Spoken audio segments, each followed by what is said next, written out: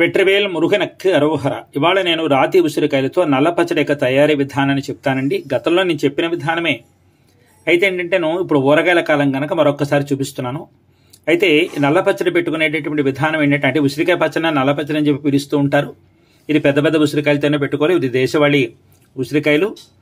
అయితే ఏంటంటే ఈ ఉసిరికాయ పచ్చడి పెట్టుకోవాలంటేను పాళ్ళు సరిగ్గా రావాలి, లేకపోతే ఉసిరికాయ బూజు వచ్చేస్తుంది అనమాట. చాలా మందికి ఈ విధానం తెలియక ఉసిరికాయ బూజు వచ్చేస్తుందని చెప్పి చెప్తూ ఉంటారనమాట.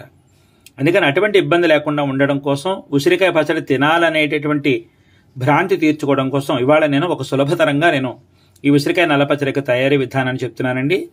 మనం ఎన్ని ఉసిరికాయలని తీసుకోవచ్చు. నేను ఒక 3 సేర్లు ఉసిరికాయలు తీసుకున్నానండి. ముందుగా ఉసిరికాయని మాత్రం ఉప్పు వేసుకుని బాగా 1-4 సార్లు కడిగేసుకుందామండి. శుభ్రంగా కడుక్కున్న ఈ ఉసిరికాయలని ఒక బట్టలో వేసేసి తడి లేకుండా తుడుచుకోవాలండి. ఎక్కడ తడి మాత్రం ఉండకూడదు. తడి లేకుండా తుడుచుకుని ఈ విధంగా కాసేపు ఎండలో పెట్టుకోవాలి. ఈ ఉసిరికాయలు శుభ్రంగా ఆరిపోయండి, ఎక్కడ తడి లేదు. ఉసిరికాయల మీద ఉండేటటువంటి ముచ్చుకలు తీసేసుకోవాలండి. ముచ్చుకలు లేకుండా చూసుకోవాలి. ఇప్పుడు కడిగి శుభ్రం చేసుకున్న ఒక పాత్ర తీసుకోండి. ఇది కూడా తడిగా ఉండకూడదు. ఇప్పుడు ఏం చేస్తారంటే కత్తి పుచ్చుకుని ఈ ఉసిరికాయకి ఒక 4-5 ఘాట్లు పెట్టుకోండి.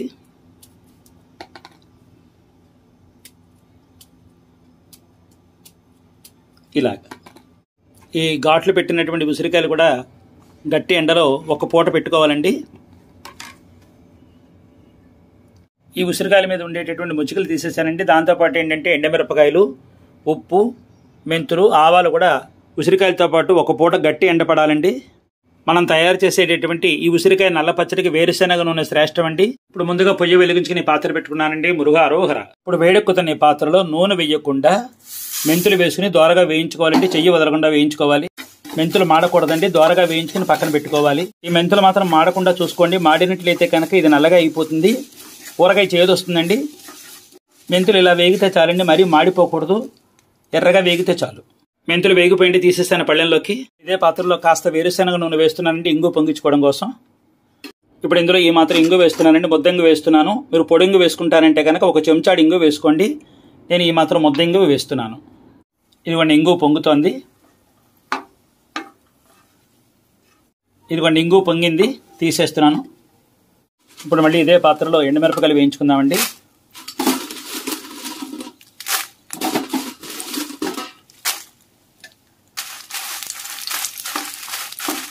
ఇదిగోండి ఎండుమిరపకాయలు వేగిపోయి పళ్ళెల్లో పోసేస్తున్నాను. ఇప్పుడు మళ్ళీ ఇదే పాత్రలో వేరుశనగ నూనె వేస్తున్నానండి. వేసుకుని ఉసిరికాయలు ఇందులో వేసుకోవాలి మనం.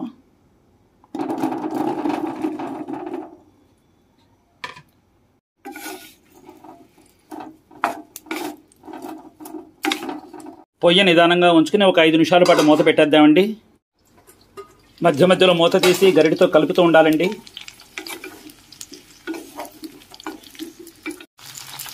ఈ ఉసిరికాయలు సగం మగ్గాయండి. ఇప్పుడు రుచికి సరిపడి ఉప్పు వేసుకోవాలి.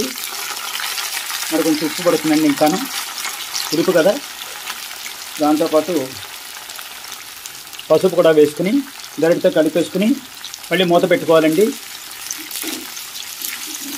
ఉప్పు ఉసిరికాయలు సగం మగ్గిన తర్వాత మాత్రం వేసుకోండి, ముందే వేసుకోకండి.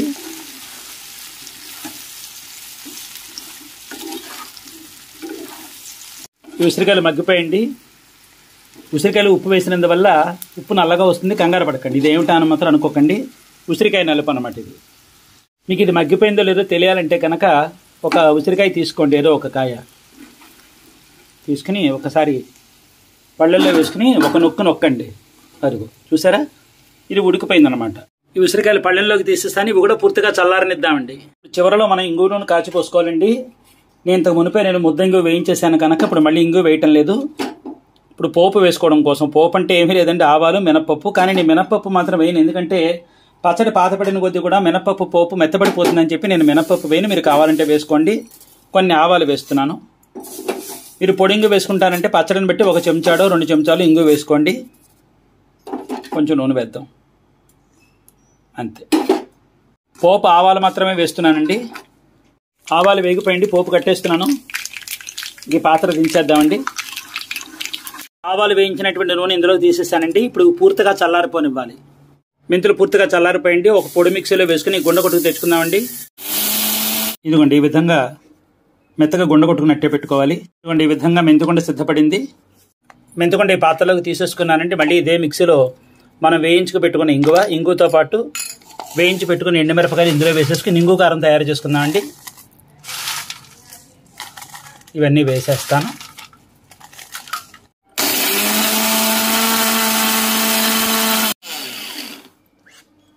ఇదిగోండి కారం చూస్తున్నారా, చెంచాతది. ఇదిగోండి ఈ విధంగా ఆడుకోవాలి కారాన్ని. ఆడిన కారాన్ని పళ్ళెల్లో వేసేసుకుందామండి. ఇప్పుడు ఈ ఉసిరికాయలు పూర్తిగా చల్లారిపోయిన తర్వాత ఈ పాత్రలో వేసుకుని గింజ తీసేయాలండి. అది పూర్తిగా మగ్గిపోయినది. అది మగ్గిపోయిన తర్వాత ఆ గింజ తీసేసేయాలి.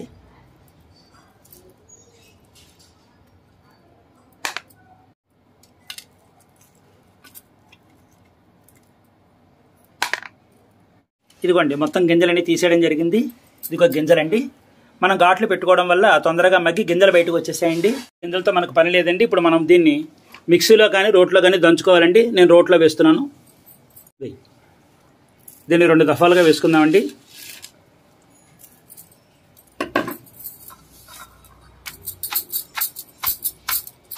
ఇప్పుడు సగం పైచులుగా నలిగిన తర్వాత రుబ్బురోల పత్రం పెట్టుకుని రుబ్బుకోవాలండి.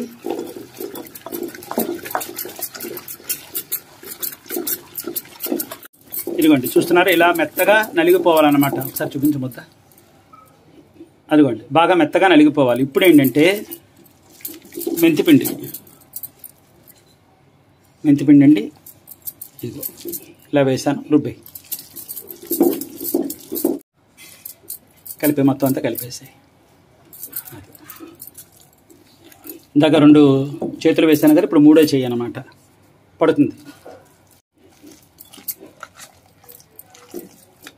ఇప్పుడు కారం వేసుకుందాం. ఇంగు కారం అండి. పచ్చడిని బట్టి వేసుకోవాలి. ఇదిగో నేను 2 గుప్పిట్లు వేసాను. కావాలంటే చూసి కలుపుకుందాలండి. ఇది మిగిలిపోయినా మనకేం ఇబ్బంది ఏం లేదు, వేరే దానికి ఉపయోగించుకోవచ్చు. ఇది కారం వేసాక కలిపేసేసి ఒకసారి రుబ్బేద్దామండి. ఇప్పుడు రుబ్బురోల పత్రం వేసుకుని రుబ్బేద్దామండి. ఒకసారి రుబ్బేసాక రుచి చూసుకోండి, ఏది తక్కువైతే అది వేసుకుందాం.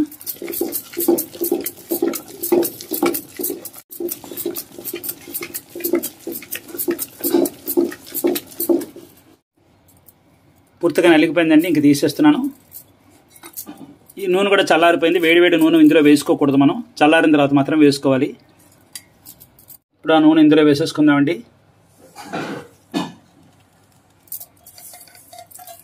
కలిపి ఈ ఊరగాయలకు వాడుకున్న తర్వాత ఇంగు కారం మిగిలింది, మెంతికొండ మిగిలింది. దీన్ని మనం పడేసుకోక్కర్లేదండి. అనేక రకాల కూరలు, పప్పులు, పులుసులు, పచ్చళ్ళలోకి ఈ కారం పనిచేస్తుంది. అనేక రకాల ఊరగాయల్లోకి మెంతికొండ పనిచేస్తుందండి. ఇంకా ఒక పాత్రలోకి తీసేసుకుందామండి. చాలా చాలా సులభతరంగా తయారు చేసుకున్నాము.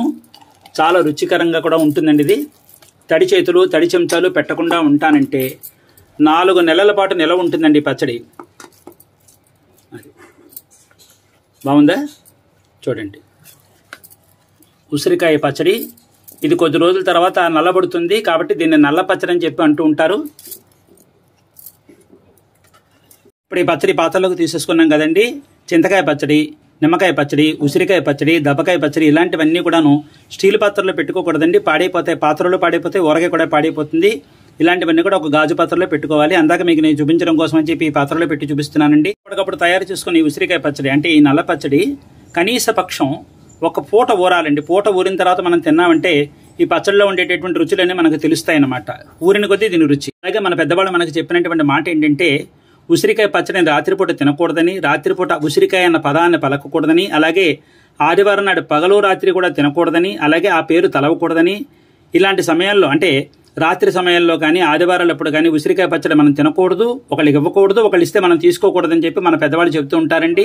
పచ్చడి పాతపడిన కొద్దీ నల్లబడిపోతూ ఉంటుందని నల్ల పచ్చడని, అలాగే ఉసిరికాయని తమిళంలో నెల్లిక్కాయ అంటారు కనుక నెల్లిక్కాయ పచ్చడి కాస్త నల్ల పచ్చడి అయిందని చెప్పి అంటూ ఉంటారండి. ఉసిరికాయ పచ్చడి మాత్రమే కాదండి, ఏ ఊరగాయలు కూడా స్టీల్ పాత్రలో మనం నిలవ ఉంచుకోకూడదు. ఊరిన కొద్దీ దీని రుచి చాలా బాగుంటుంది. వేడివేడి అన్నంలో కానీ చద్దనంలో కానీ ఆ ముద్ద కలుపుకుని అంటే ఆ పచ్చడి కలుపుకుని చేతి మీద నెయ్యి కానీ నూనె కానీ వేసుకు తిన్నామంటే ఎంత తింటామో లెక్క పక్క లేదనమాట. కడుపు నిండా తినేస్తాం, బ్రహ్మాండంగా తినేస్తాం అనమాట. ఇంత అన్నం ఇంత పచ్చడి వేసుకున్నామంటే అంత అన్నంలో కలిపేసుకోవచ్చు. ఇది చూసారు కదా ఇవాళ మనం తయారు చేసుకున్న అప్పటికప్పుడు తయారు చేసుకునేటటువంటి నల్ల పచ్చడి, ఉసిరికాయ పచ్చడి యొక్క తయారీ విధానం అన్నమాట. ఎంత సునాయాసంగా చేసుకున్నామో చూశారు కదా. అది ఈ పట్టు మీరు ఈ విధంగా ఈ ఉసిరికాయ పచ్చడిని తయారు చేసుకుని మీరు రుచి చూసిన తర్వాత మీ చక్కని అనుభూతిని నాకు చెప్పండి. నేను చాలా చాలా సంతోషిస్తానండి. ఇవాళ నేను తయారు చేసినటువంటి అప్పటికప్పుడు తయారు చేసుకునేటటువంటి ఉసిరికాయ నల్ల పచ్చడి యొక్క తయారీ విధానం మీకు నచ్చినట్టయితే లైక్ చేయండి, షేర్ చేయండి, సబ్స్క్రైబ్ చేయండి, పక్కనున్న గంట బెల్ల కొట్టండి. మళ్ళీ మరొక మంచి సాంప్రదాయబద్ధమైనటువంటి వంటకంతో మీ ముందుకు వచ్చి కలుస్తానండి. అంతవరకు సెలవు. మరి సర్వే జన సుఖినో భవంతు, సమస్త సన్మంగళాని భవంతు. సర్వం శ్రీ సుబ్రహ్మణ్యేశ్వరార్పణమస్తు. శుభం భూయాత్. ఉంటానండి మరి.